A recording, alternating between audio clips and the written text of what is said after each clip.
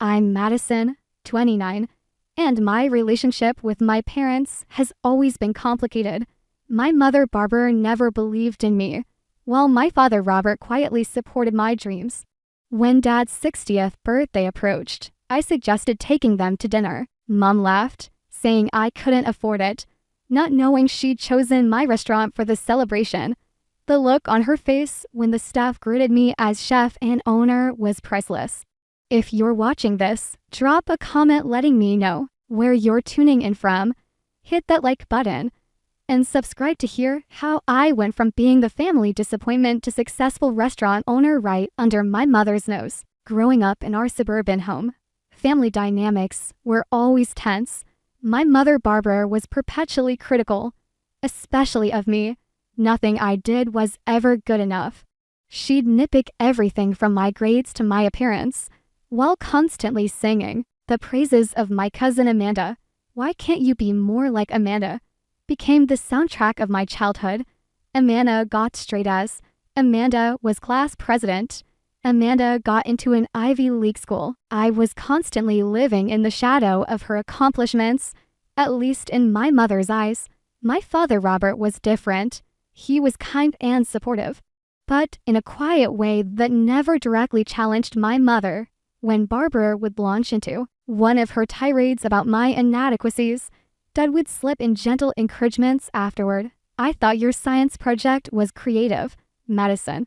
He'd whisper when Mom was out of earshot after she'd criticized my work, or he'd leave notes in my lunchbox with simple messages like "proud of you" on days I had tests or presentations. The real magic in my childhood happened at my grandmother's house.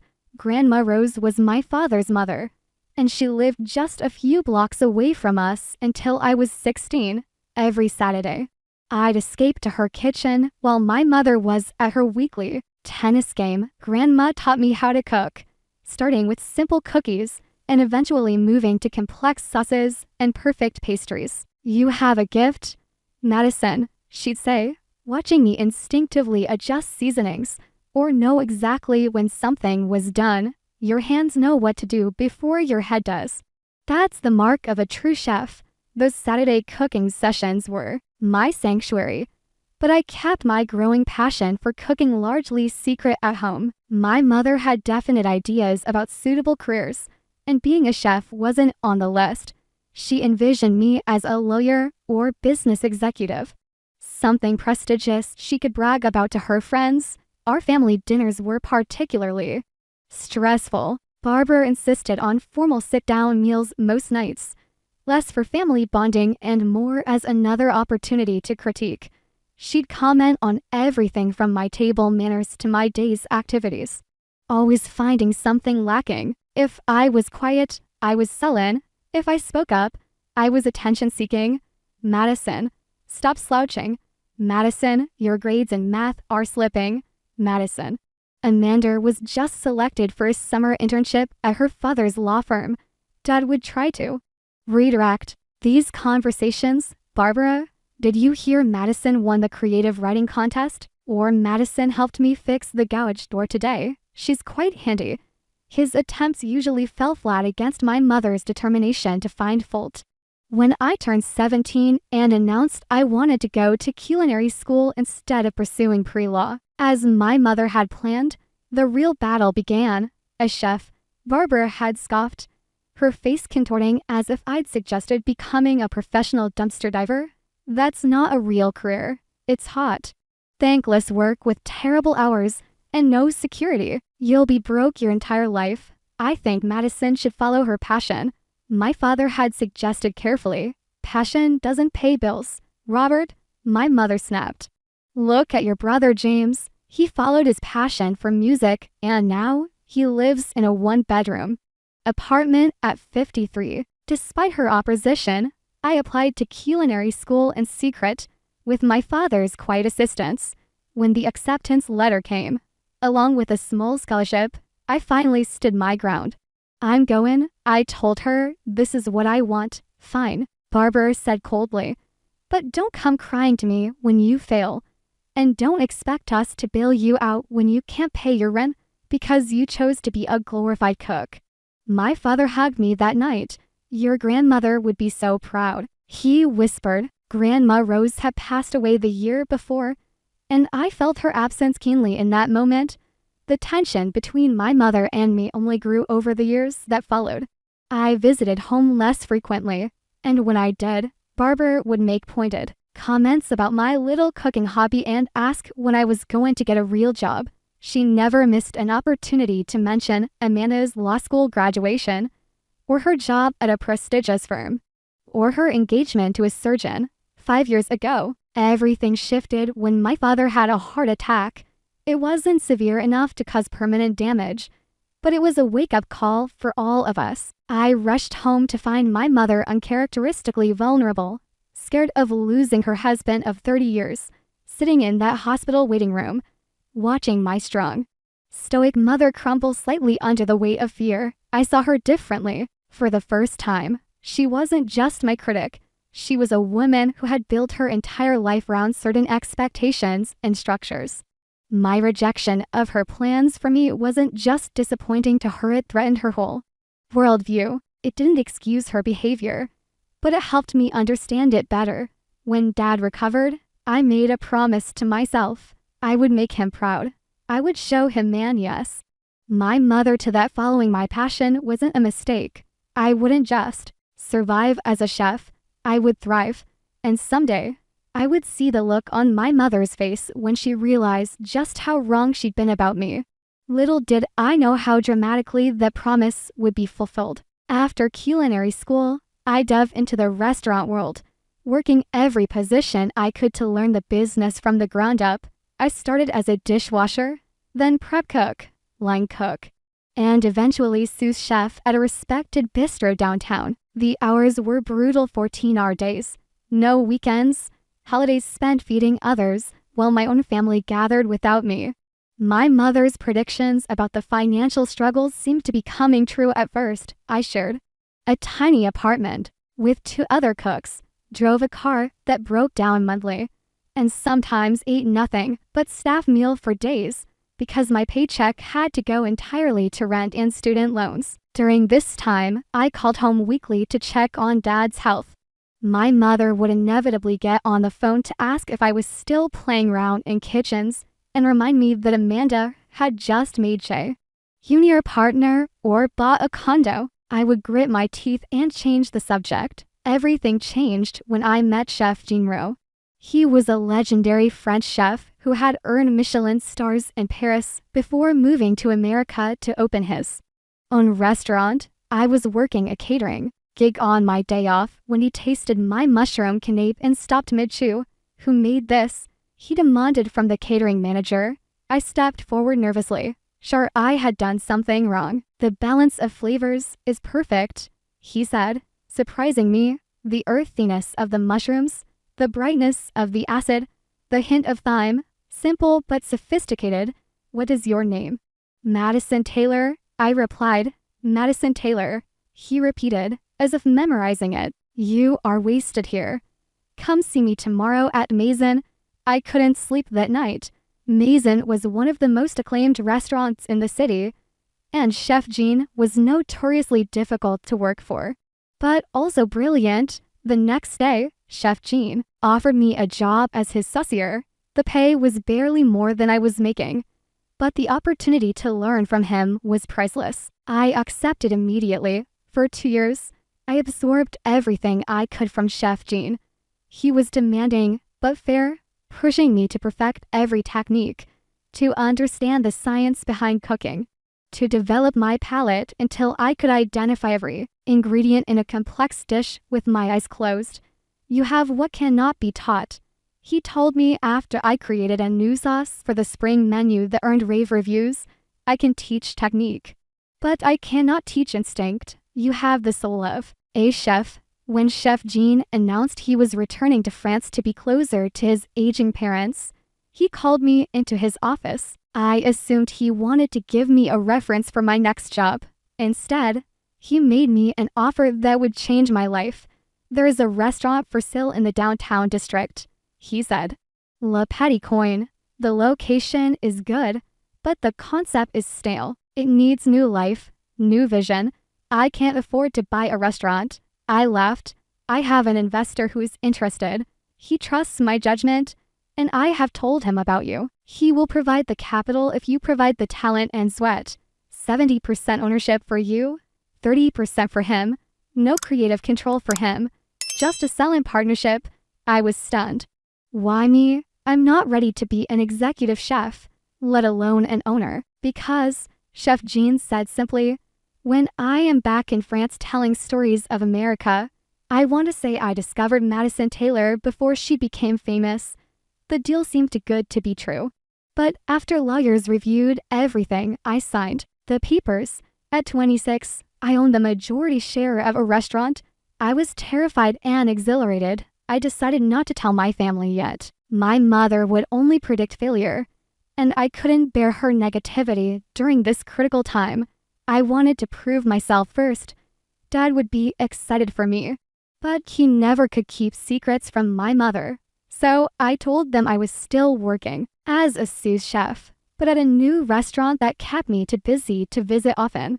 The first 6 months of owning Le Petit Coin, which I renamed Mieve after my grandmother's middle name, were the hardest of my life. The renovation went over budget and took twice as long as planned. I had to let go most of the original staff who weren't willing to embrace the new concept. Equipment broke down regularly.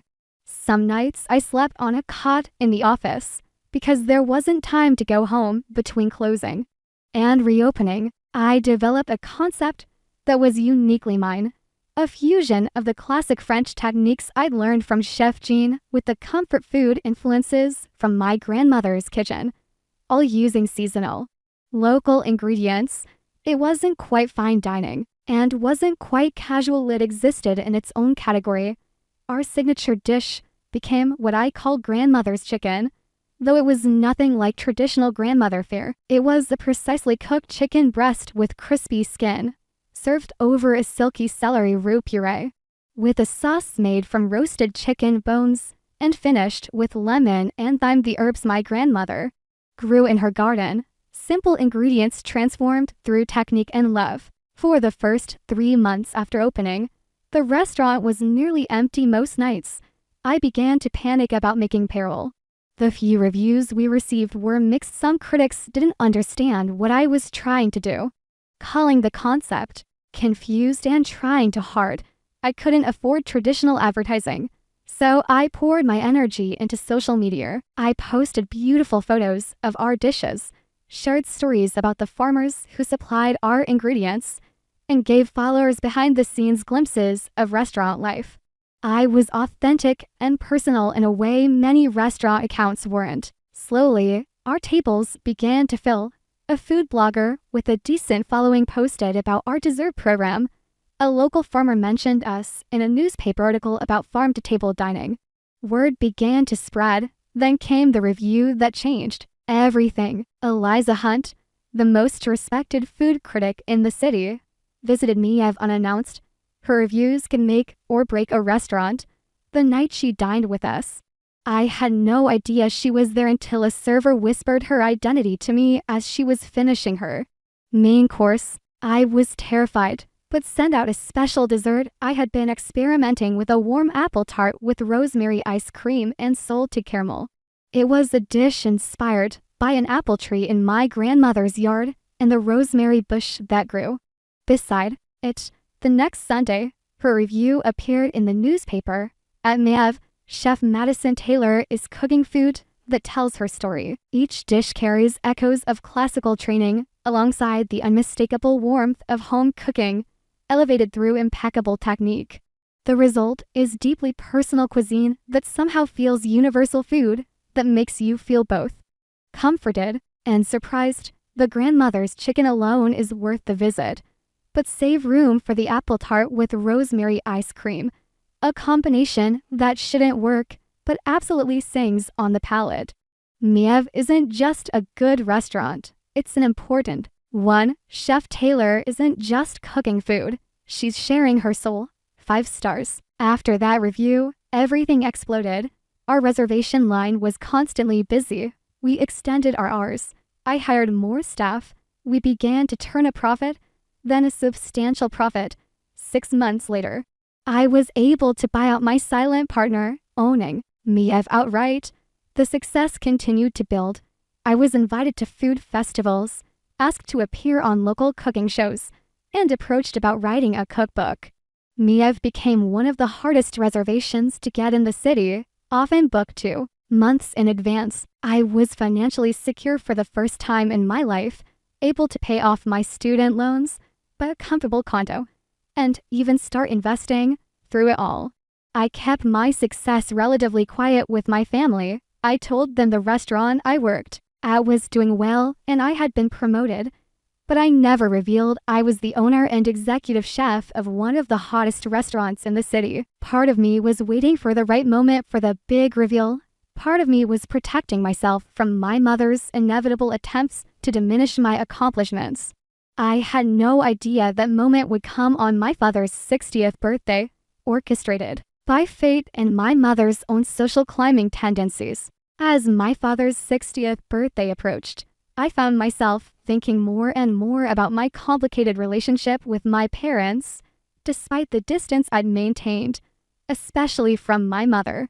I wanted to do something special for Dad. He had always been my quiet supporter, and his health scare 5 years ago had reminded me how precious our time together was. I called home on our Sunday afternoon, intentionally timing it when I knew my mother would be at her book club. Dad answered, his voice brightening when he realized it was me. Madison, what a nice surprise. How's the restaurant business treating you? It's good, Dad, really good. Actually, I hesitated, then decided to make my offer. Listen, I was calling about your birthday next month. I'd like to take you and Mom out to dinner somewhere nice.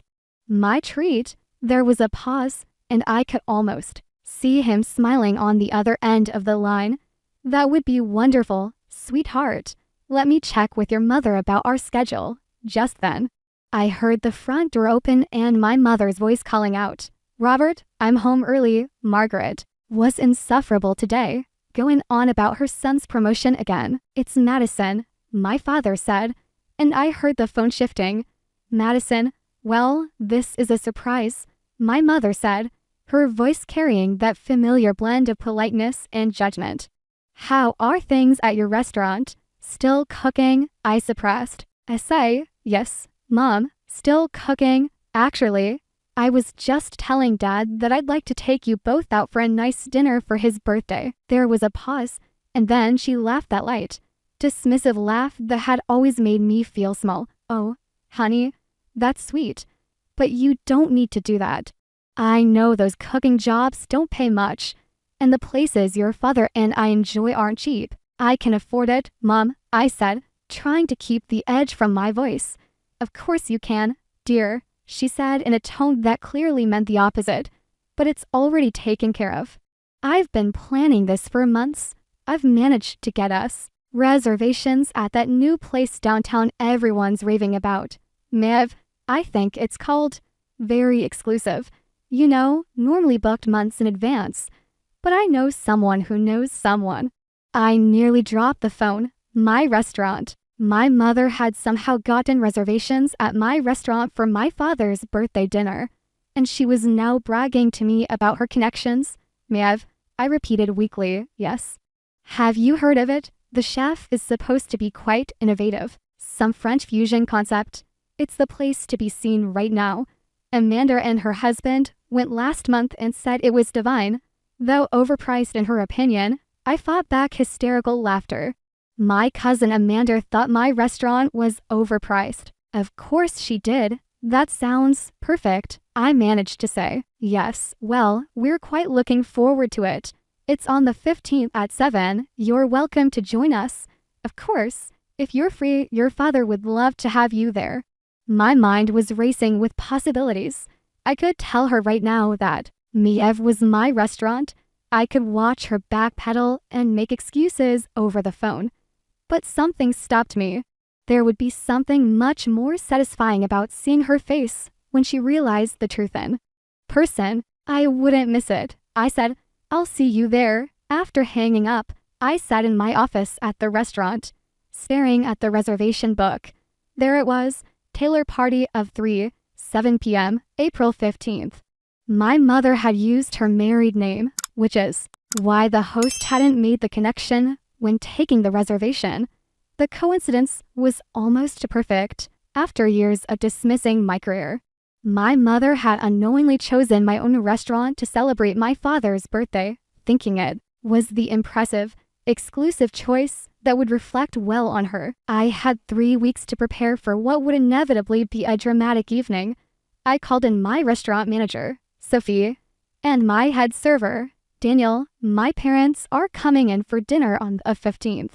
I explained. They don't know I am Maev. My mother thinks I'm still working as a line cook somewhere. Sophie's eyebrows shot up. Seriously? How does she not know? You've been in 3 different food magazines this year alone. I shrugged. She doesn't exactly follow the culinary world, and I've been careful to keep a low profile on purpose. But now she's made reservations here, bragging about her connections. And I want to let the situation unfold naturally. Daniel grinned. This sounds like a scene from a movie. I need your help, I continued. When they arrive, treat them well, but don't reveal who I am. I'll join them as if I'm just meeting my parents for dinner. Then, at some point during the meal, I'll give you a signal. We'll do the reveal. Over the next few weeks, I threw myself into planning the perfect evening. I designed a special tasting menu featuring elevated versions of my father's favorite foods. For dessert, I created a sophisticated take on the German chocolate cake my grandmother used to make for his birthday, the recipe she had taught me when I was 12.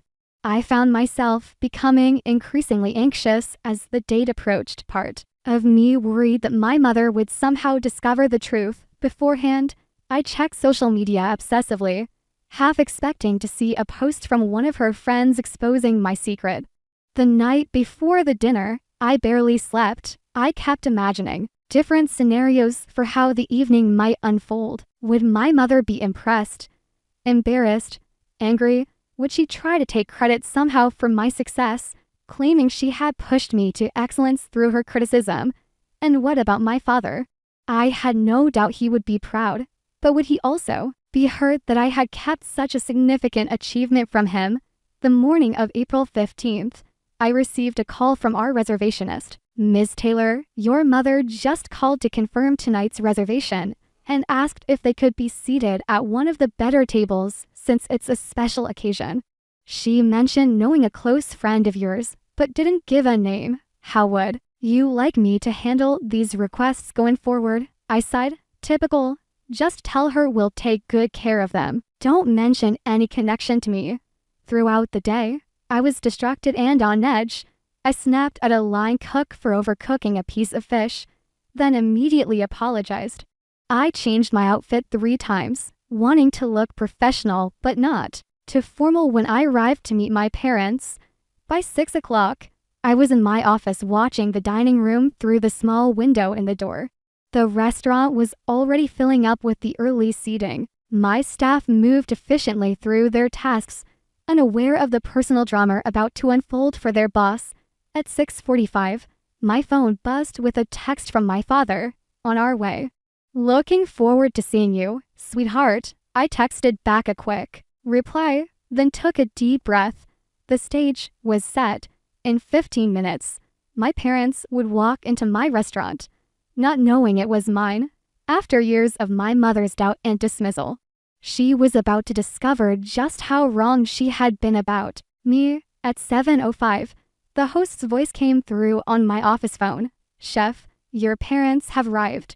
From my office window, I watched as my parents were led to their table, one of our best, with a view of both the open kitchen and the garden courtyard. My mother walked with the confident air of someone who believed they belonged in exclusive spaces. She was wearing an expensive-looking navy dress I hadn't seen before, her silver hair perfectly styled, no doubt fresh from the salon. My father followed behind in a suit that seemed slightly too tight around the collar, looking a bit uncomfortable, but happy, I observed as the host pulled up my mother's chair. Welcome to Maev. We're delighted to have you with us this evening, especially for such a special occasion. Yes, it's my husband's 60th birthday, My mother replied, her voice carrying that subtle tone of self-importance I knew so well. We've been looking forward to trying this place for months. I hear it's quite difficult to get a reservation. Indeed, we are frequently booked well in advance. The host responded smoothly, your server will be Daniel, and he'll be with you momentarily. Please enjoy your evening. As the host walked away, I saw my mother lean into my father. See, Robert, I told you this was the place to be. Amanda said the chef trained in France. Very exclusive. My father nodded and looked around appreciatively at the restaurant I had designed with such care. He warm lighting, the custom wooden tables I'd commissioned from a local craftsman, the herb wall along one side of the dining room that provided both beauty and fresh ingredients. It's very nice, he said sincerely. I like the atmosphere. Not stuffy. Daniel approached their table with 2 glasses of champagne on a tray. Good evening, Mr. and Mrs. Taylor. Welcome to Miev. We understand you're celebrating a birthday tonight, so please enjoy these complimentary glasses of champagne to start your evening. My mother looked pleased. How thoughtful. I do have a good friend who knows the chef here. Perhaps you know her. Judith Blackwood. I had to stifle a laugh. Judith Blackwood was my mother's bridge partner who, to my knowledge, had never set foot in my restaurant and certainly didn't know me. Daniel, well prepared for this moment, smiled politely. I'm afraid I don't know Ms. Blackwood personally, but we're delighted to have you here regardless. Your third guest will be joining you soon. Yes, our daughter, my father said she should be here any minute. Very good. I'll return shortly to tell you about our specials. I waited another 5 minutes, watching as my parents sipped their champagne and my mother surveyed the room, no doubt looking for any celebrities or important people she might recognize. Then I took a deep breath, smoothed down my simple black dress, and stepped out of my office. Walking through the dining room toward their table, my father saw me first. His face lighting up, he stood immediately. Medicine, there you are. My mother turned, her expression shifting from momentary warmth to quick assessment. Madison, you're late. And couldn't you have dressed up a bit more for your father's birthday? This is a very nice restaurant. I leaned down to kiss my father's cheek. Happy birthday, Dad. You look great. Thank you, sweetheart. So do you. I took my seat, ignoring my mother's comment about my attire. I knew perfectly well that my simple dress was appropriate for the restaurant I owned. I was just telling your father how exclusive this place is. My mother continued. Reservations are apparently impossible to get unless you know someone. Luckily, I have connections. Is that so? I replied, accepting a glass of champagne from Daniel, who gave me the slightest wink. Yes, it's quite the hot spot. Amanda and Richard had dinner here last month. She said the food was good, though a bit experimental for her taste. My mother always found a way to bring my cousin into any conversation. My father picked up the menu. Everything sounds delicious. Madison, since you work in restaurants, what would you recommend? Before I could answer, my mother interjected. Madison works at a completely different type of establishment. Robert, I doubt the cuisine is comparable. I bit my tongue. Actually, I'm familiar with the menu here. The grandmother's chicken is their signature dish. It's excellent. My mother opened her menu and her eyes widened slightly. My goodness, these prices. Robert, look at this. $34 for chicken. It better be wrapped in gold leaf. I felt a flash of irritation. The pricing at Maev was actually reasonable compared to other restaurants of our caliber in the city, and every ingredient was carefully sourced. It's a special occasion, my father said gently. Let's enjoy ourselves. Daniel returned to the table. Before I tell you about our specials tonight, I wanted to let you know that the chef has been informed it's a special birthday celebration, and she would like to prepare a special tasting menu for your table. If you're interested, it would include some of our signature dishes as well as a few items created specifically for this evening. The entire meal would be complimentary.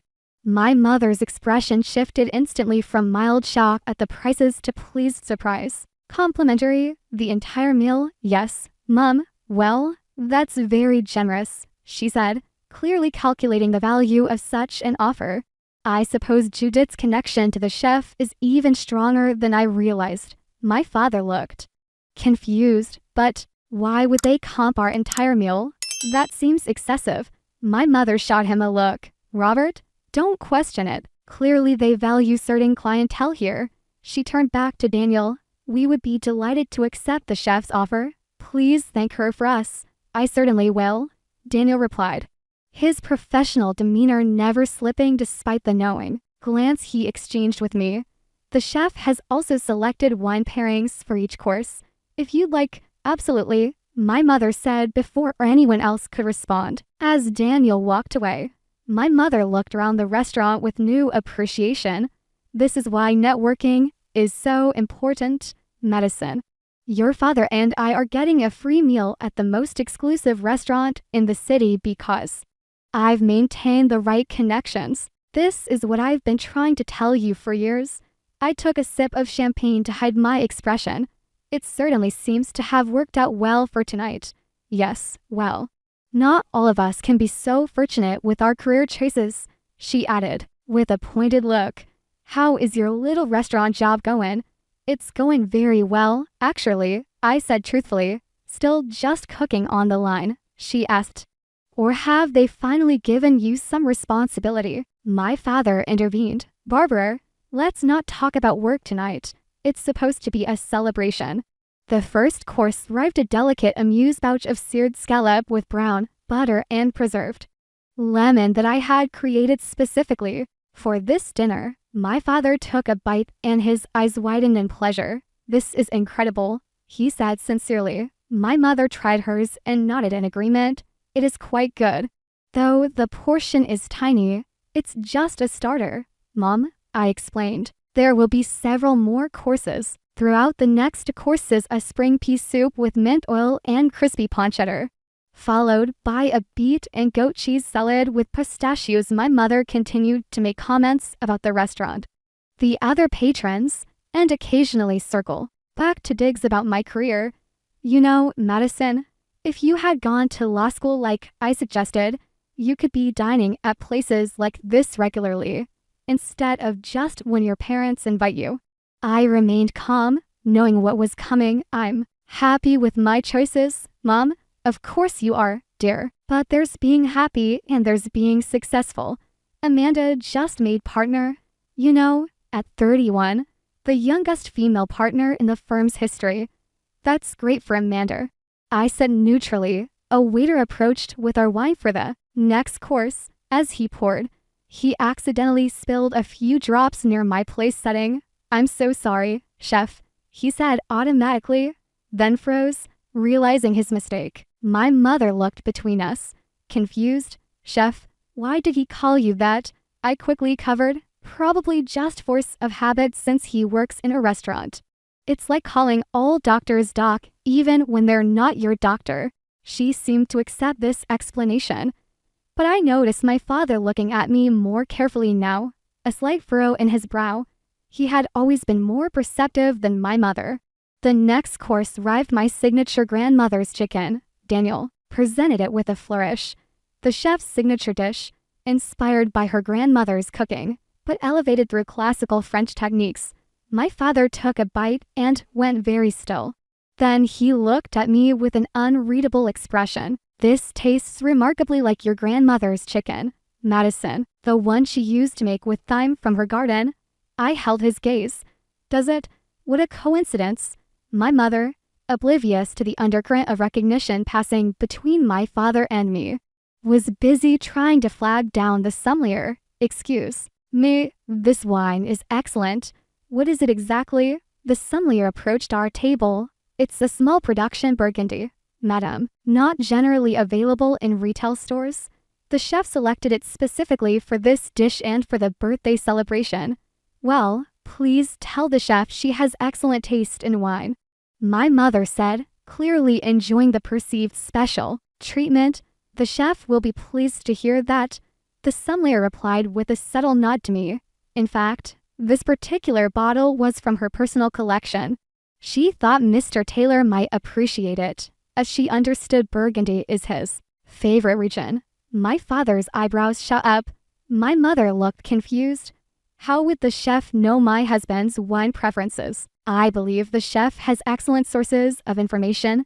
The sommelier replied smoothly before retreating. My mother turned to me. Did you tell them your father likes Burgundy? When you made the reservation? I didn't make the reservation. Mom, you did. She frowned, then dismissed the puzzle with a wave. Well, I suppose I might have mentioned it. Or perhaps Judith told them. My father was still studying me with growing suspicion and what looked like the beginning of pride. I avoided his gaze, not wanting to reveal the surprise too soon. I need to use the restroom, I said, standing up. I'll be right back. Instead of going to the restroom, I slipped into the kitchen to check on the special birthday dessert I had prepared. The pastry chef had executed my recipe perfectly, a modern interpretation of German chocolate cake, my father's favorite, with layers of dark chocolate sponge, coconut cream, and pecan pralini, topped with a single gold leaf decorated chocolate, shaped like the number 60. It's almost time, I told my team. When I give the signal, bring out the dessert with the sparklers and be ready for the big reveal. When I returned to the table, my mother was in the middle of ordering another glass of the Burgundy, emphasizing to Daniel that since the meal was complimentary, she might as well enjoy the free wine and make sure it's the same one as before. She instructed. The special bottle from the chef's collection. Daniel maintained his professional composure. Of course, Mrs. Taylor. Mom, I said as I sat down. Feeling embarrassed by her behavior, maybe don't take advantage of the restaurant's generosity. She gave me a dismissive look. Medicine. When opportunities present themselves, you take them. That's how successful people operate. If this restaurant wants to give us the royal treatment, I'm not going to refuse. My father looked uncomfortable. Barbara, I think Madison's right. We shouldn't overdo it. Nonsense, she replied. I'm sure they comp meals for important people all the time. It's part of their marketing budget. Daniel returned with another glass of wine for my mother, who took it with barely a thank you. Then she turned to the couple at the next table, who were clearly celebrating an anniversary. Are you enjoying your evening? She asked them, her voice carrying the artificial warmth she used when networking. We're celebrating my husband's 60th birthday. The chef is preparing a special menu for us. Apparently, she's very exclusive. But I have connections. I wanted to sink through the floor. The couple smiled politely and congratulated my father before turning back to their own conversation. Mom, I whispered urgently, please don't bother other guests. I'm being friendly. Madison. Something you could learn more about. Networking is how I got us this wonderful experience tonight. My father decided to change the subject. So, Madison, tell us more about your current job. You've been quite vague about it lately, yes? My mother interjected, still at that same little bistro. What was it called again? Or have you moved on to another entry-level position somewhere else? I took a deep breath. I'm actually in a management position now. Oh, my mother looks surprised. Well, that's something, I suppose. Though restaurant management isn't exactly a career with a high ceiling. What's the place called? Maybe we've heard of it. Before I could answer, the next course arrived, a palate cleanser of lemon sorbet with a thin sugar toll. As the server placed it in front of me, he said, Chef, is the temperature to your liking? My mother's had snapped up. That's the second time someone has called you chef. What's going on? I told you, Mom. It's just a habit in restaurants. Everyone in the kitchen is called chef. She frowned, clearly not entirely convinced, but let it go as she tried the sorbet. This is excellent, so refreshing. My father was watching me more intently now. Madison, you mentioned you're in management. What exactly do you manage? Various aspects of the restaurant. I said vaguely, like what? The waitstaff, the bar. My mother pressed. Among other things, Well, I suppose it's a step up from just cooking, she conceded, though her tone suggested she still found it inadequate. Though nothing like what Amanda has achieved. Of course. Did I mention she just closed a 7-figure deal for her firm? They're sending her to London next month to open their new international office. I had heard enough about Amanda to last a lifetime. That's great, Mom. I'm sure Amanda is very happy with her life choices. Just as I am with mine, yes. But the difference is that her choices have led to success and financial security.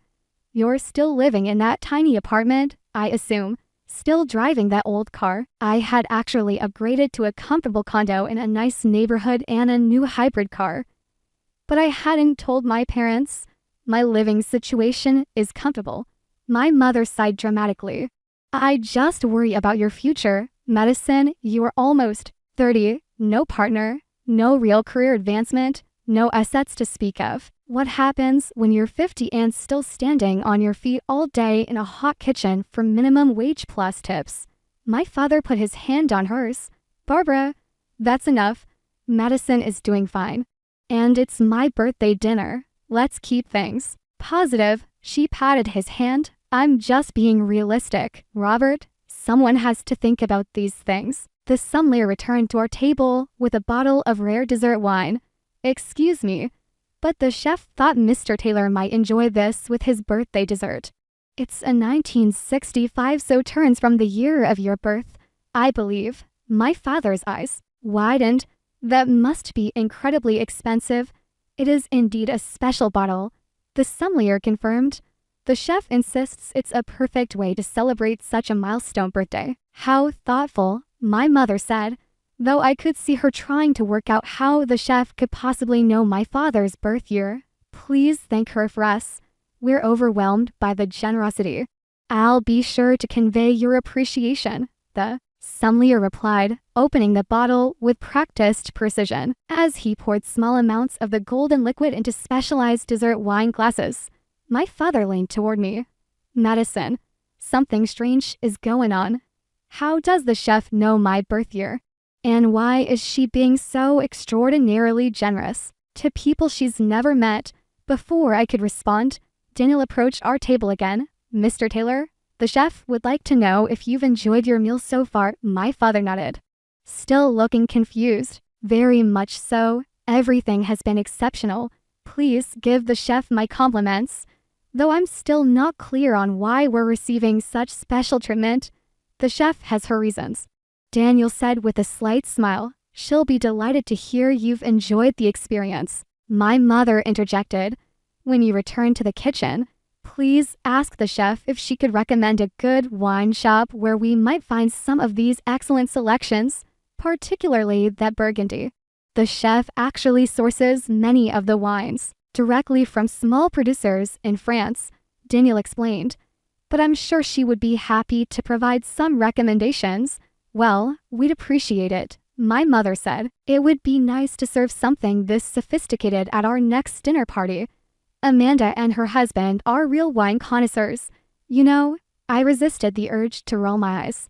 My mother had managed to bring Amanda into the conversation yet. Again, I'm going to check on our dessert, I said, standing up. It should be ready soon. As I headed toward the kitchen, I heard my mother say to my father, Madison is acting very strange tonight. And why does she need to check on our dessert? Sometimes I wonder if she's completely lost touch with how to behave in fine establishments. In the kitchen, I gathered my stuff. It's time for the reveal. My father is starting to suspect something, and my mother is being, well, herself. Let's do this now. I explained the plan to everyone. The entire kitchen staff and several servers would emerge with the birthday dessert, complete with sparklers. Daniel would make the announcement that I was actually the executive chef and owner, and everyone would witness my mother's reaction. Are you sure you want to do it this way? Sophie asked. It's going to be quite public, I'm sure, I said firmly. After years of her dismissing my career and comparing me to my perfect cousin, I want her to have to acknowledge my success in front of others. As the dessert was prepared for presentation, I felt a mix of emotions, nervousness, anticipation, a hint of vindictiveness I wasn't entirely proud of, but mostly a deep desire for recognition from the people who should have believed in me all along. I gave the signal, and the plan was set in motion. I returned to the table just as the lights in the restaurant dimmed slightly. My father looked around in confusion, while my mother seemed pleased. Assuming this was yet another special touch for their VIP treatment. "What's happening?" my father asked. "I think you're about to find out," I replied, unable to keep a small smile from my face. The door to the kitchen swung open, and Daniel emerged leading a procession of staff members. The pastry chef carried the elaborate German chocolate cake creation adorned with sparklers that cast a warm, golden glow throughout the dining room. Behind them came line cooks, servers, the sommelier, and even the dishwashers, all moving in a choreographed line toward our table. The other diners turned to watch, some taking photos of the spectacle.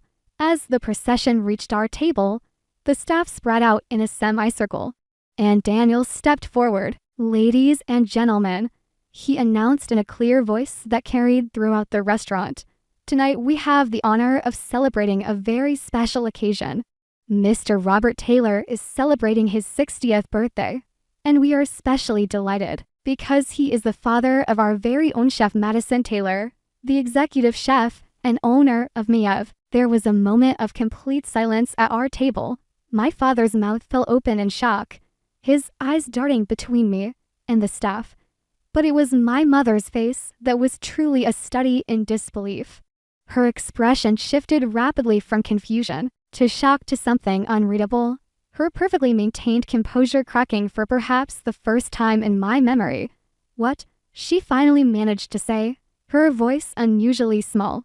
The pastry chef placed the elaborate dessert in front of my father as the staff began singing happy birthday. Many of the other diners joined in, creating a warm chorus throughout the restaurant. My father's eyes welled with tears, but he never took his gaze off me. When the song ended, Daniel continued, "Chef Madison opened Miev 3 years ago, transforming it from a struggling bistro into one of the city's most acclaimed dining destinations. Her innovative cuisine has earned her recognition as one of Food and Wine's best new chefs last year, and Miev was recently awarded its first Michelin star." Murmurs of appreciation rippled through the restaurant, with some patrons actually applauding. My mother sat frozen, her wineglass halfway to her lips. Sophie stepped forward. "Working with Chef Madison has been the highlight of my career. She creates an environment of creativity and excellence while treating every member of her staff with respect and dignity." One of the line cooks added, "Chef taught me everything I know about proper technique. She's tough but fair, and she's always the first one and the last one out." Daniel concluded, "So tonight, we're not just celebrating Mr. Taylor's birthday, but also honoring the incredible talent and determination of his daughter, who has become one of the most respected chefs in the city." More applause followed as my father stood up and embraced me tightly. "I am so proud of you," he whispered in my ear, his voice thick with emotion. So incredibly proud. When he released me, I saw tears streaming down his face. "Why didn't you tell us?" he asked. "I wanted to prove myself first," I said softly. "And honestly, I was tired of being compared to Amanda and found wanting." My father nodded in understanding, then turned to the staff. "Thank you all. This is the most meaningful birthday celebration I could imagine." My mother remained seated, seemingly unable to process what was happening.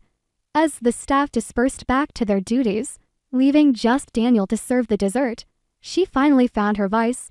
"You own this restaurant?" she asked, her tone incredulous. "This restaurant?" "Miev, yes, Mom, for 3 years now." "But how? Restaurants cost millions to open." "I had an investor initially, but I've since bought him out. The restaurant is entirely mine now, and the Michelin star." "Is that true?" "Yes. We received it 4 months ago." At that moment, a distinguished-looking man approached our table. I recognized him immediately as James Pearson, the city's most influential food critic whose reviews can make or break a restaurant. "Chef Taylor," he said warmly, I didn't want to interrupt your family's celebration, but I just wanted to say how much I enjoyed the spring menu. The new halibut dish with the sorrel sauce is inspired. Thank you, James, I replied. That means a lot coming from you. He nodded politely to my parents. You must be very proud of your daughter. She's revolutionized the dining scene in this city. We're all eager to see what she does next. My mother immediately straightened her posture and adopted her networking smile. Yes, we are extremely proud. Madison has always been so creative.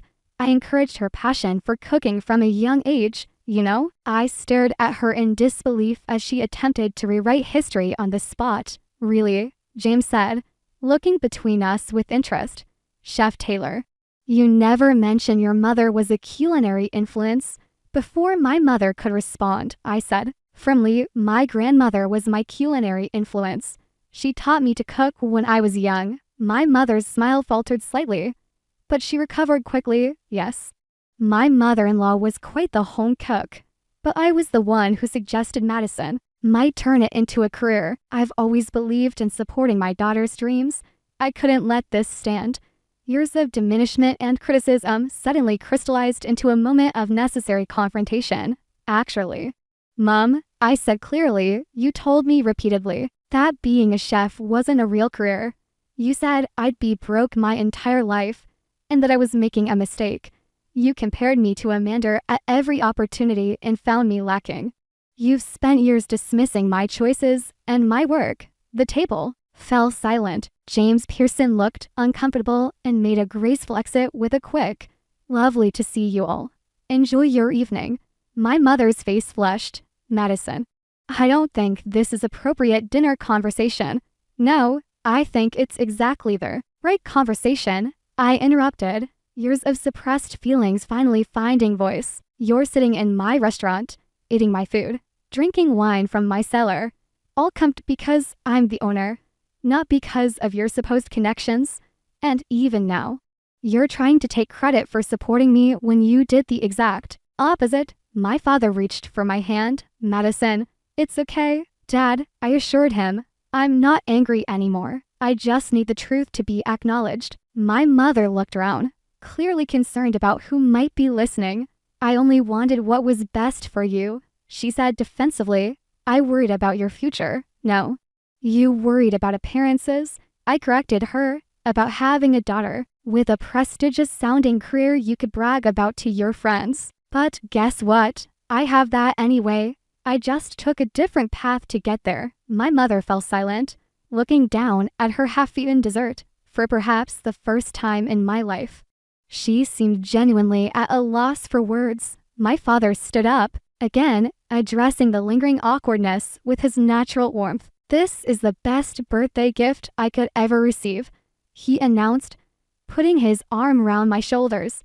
Seeing my daughter succeed on her own terms, creating something so extraordinary, I couldn't be prouder. He turned to the restaurant at large and raised his glass of sauternes to Maeve and to Madison, the most talented and determined person I know. Several nearby diners lifted their glasses in response, creating a spontaneous toast that brought unexpected tears to my eyes. My mother, recovering her composure somewhat, picked up her glass and joined the toast, though her eyes revealed a complex mix of emotions: embarrassment, confusion, and perhaps, if I wasn't mistaken, a reluctant glimmer of newfound respect as we finished our dessert. The dynamics at our table had irrevocably shifted. My mother was uncharacteristically quiet. My father couldn't stop smiling and asking questions about the restaurant, and I felt a strange new power in simply being fully myself, without pretense or protection, in front of the people who had known me longest. The staff treated me with their usual respect, no longer hiding their deference, and I watched my mother observe these interactions with new eyes, perhaps finally seeing me as others did, not as her disappointing daughter, but as Chef Madison, Taylor, restaurant owner and respected culinary talent. It wasn't the fairy tale reconciliation one might hope for, but it was something more valuable: an honest reckoning with reality and the beginning of what might become a more authentic relationship. After we finished dessert, I offered to show my father around the kitchen. He accepted eagerly, while my mother opted to remain at the table, claiming she needed time to digest everything, both literally and figuratively, I suspected, as I led my father through the swinging doors into the heart of my domain. His eyes widened at the organized chaos of a professional kitchen in full service. Line cooks called out orders. Flames leapt from sauté pans, and every surface gleamed. With the meticulous cleanliness I demanded, "This is incredible. Madison," he said, taking it all in. "All of this is yours?" "Yes," I replied, feeling a surge of pride as I watched him absorb the reality of what I'd built. From the menu development to the staff training to the business operations, everything. My father watched as I checked a sauce, offering guidance to a young cook who was still learning the station. He observed the respect in the cook's eyes, the confidence in my movements, the natural authority I carried in this space. "You remind me of your grandmother," he said softly. "She had the same instinctive touch with food, the same ability to lead without raising her voice." Coming from my father, this was perhaps the highest compliment possible. "I learned from the best," I replied. After the tour, my father asked if he could stay in the kitchen to watch me work. I set him up on a stool in the corner where he wouldn't be in the way, but could observe everything. For the next hour, he watched me expedite orders, plate dishes, and manage the kitchen with a quiet efficiency that clearly impressed him. When we finally returned to the dining room, my mother was sipping coffee and looking uncharacteristically contemplative. The restaurant had begun to empty as the evening wound down. I showed Dad the kitchen. I told her as we sat down. She nodded. I assumed as much. An awkward silence fell over the table. Finally, my mother spoke. "The food was excellent," she said stiffly. "You've obviously developed considerable skill." Coming from her, this qualified as effusive praise. "Thank you," I replied simply. "I don't understand why you kept this from us," she continued, a hint of hurt in her voice. "Your own restaurant, a Michelin star. Why wouldn't you share such accomplishments with your parents?" I took a deep breath. "Would you have believed me if I had told you? Or would you have found some way to minimize it? To compare it unfavorably to Amanda's career? To suggest it wasn't quite good enough?" My mother looked genuinely surprised. "Of course I would have been proud." "Really? Because for my entire life, you've made it clear that nothing I did measured up to your expectations. Why would this be any different?" My father reached for my hand across the table.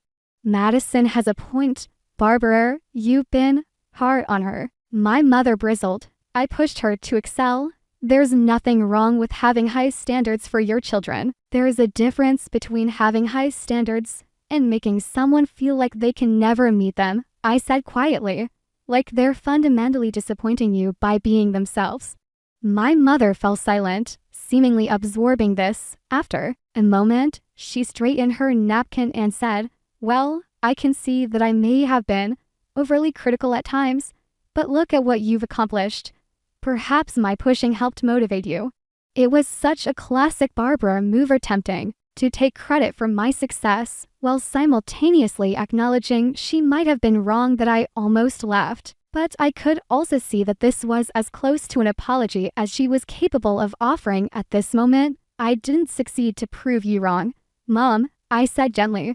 "I succeeded because I found something I love and I worked incredibly hard at it. The fact that it also happens to be prestigious enough to impress you is just a coincidence." My father, ever the peacemaker, interjected, "What matters is that we're here now, together, celebrating both my birthday and Madison's amazing achievement. This is a new beginning for all of us." As the night drew to a close, I walked my parents to the door. The staff lined up to say goodbye, treating them with the deference usually reserved for restaurant royalty, which, as the chef's parents, they now were in this small ecosystem. My father hugged me tightly. "I'm sorry I didn't stand up for you more over the years," he whispered. "I should have been stronger." "It's okay, Dad," I assured him. "You supported me in your own way. Those notes in my lunchbox meant more than you know." He pulled back, surprised. You remember those? I kept everyone." His eyes filled with tears again, and he embraced me once more before stepping outside to wait for the valet. My mother lingered in the doorway, clearly struggling with what to say. Finally, she asked, "Would you consider coming to dinner next Sunday? I'm hosting a small gathering. Amanda and Richard will be there, and some friends from the club." A pause. "I'd like to introduce you properly as Chef Madison Taylor." It wasn't an apology or a profound reconciliation, but it was an olive-branching acknowledgement of my identity on my own terms. "I'll check my schedule," I replied.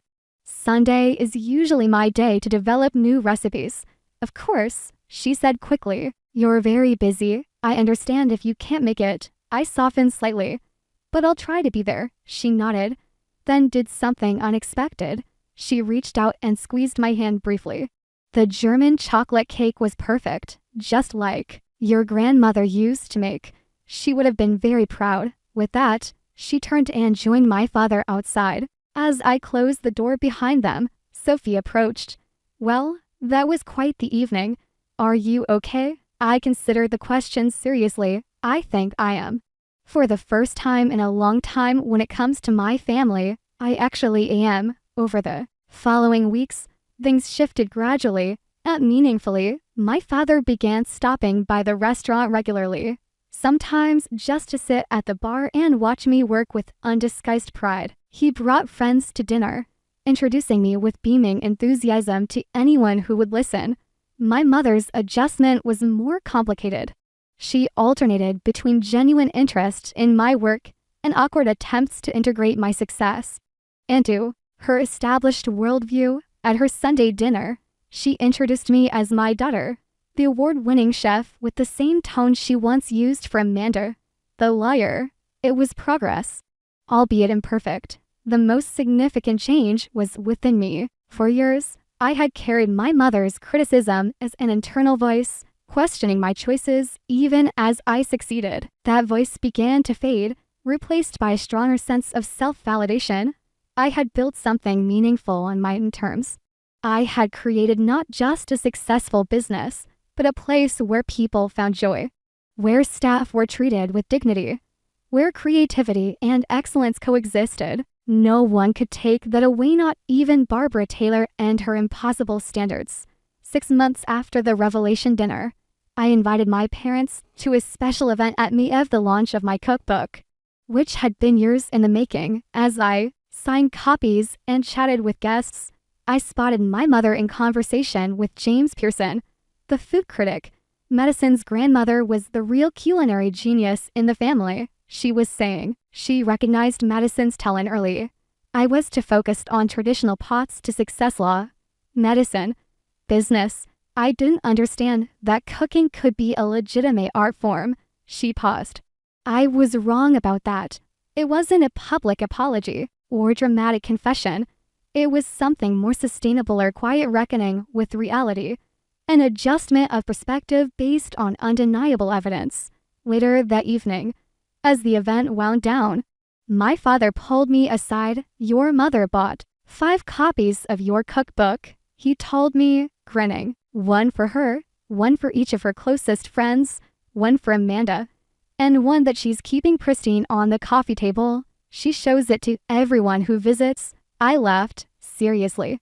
"She's learning," he said, slowly, "but she's learning." That night, after everyone had gone and I was alone in my restaurant, I walked through the quiet dining room, running my fingers along the tables, remembering the journey that had brought me here, the long hours, the burnt scars on my arms, the nights I'd slept on the office floor because there wasn't time to go home between services. I thought about my grandmother and how she would have loved to see what her Saturday cooking lessons had inspired. I thought about my younger self, so desperate for approval, and wished I could tell her that validation would eventually come, but that the most important approval would be her own. Success is often portrayed as a moment of triumph, a medal ceremony, a standing ovation, a viral victory. But real success, I've learned, is more often found in quiet moments of certainty, knowing who you are and what you've built. Regardless of who sees it or applauds it, My mother's opinion of me had shaped so much of my life. Yet, in the end, her recognition wasn't the victory. The victory was no longer needing it quite so desperately.